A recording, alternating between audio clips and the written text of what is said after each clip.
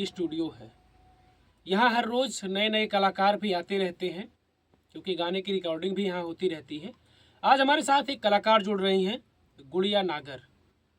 ऐसे ऑफ कैमरे जब हमने सुना इनके गाने को तो हमें लगा कि अपने चैनल के माध्यम से ऐसे कलाकार को भी हम मौका दें कि ये भी वायरल हो सकें, क्योंकि बहुत सारे कलाकार इस तरीके से आए, वायरल हुए और अब वायरल होकर सोशल मीडिया पर काम कर रहे हैं। तो एक छोटी सी हमारी कोशिश है, मिट्टी से जुड़ी हुई है और अब शुरुआत करते हैं, बातचीत भी करेंगे हम इनसे और उसके बाद फिर इनके गाने भी हम आप तक पहुंचाएंगे अपने चैनल के माध्यम से। तो गुड़िया नागर इनका नाम है। हम सबसे पहले चाहेंगे कि आप किसी गीत से शुरुआत करिए, फिर बातचीत भी हम लोग करते रहेंगे और गाने भी आपके सुनते रहेंगे।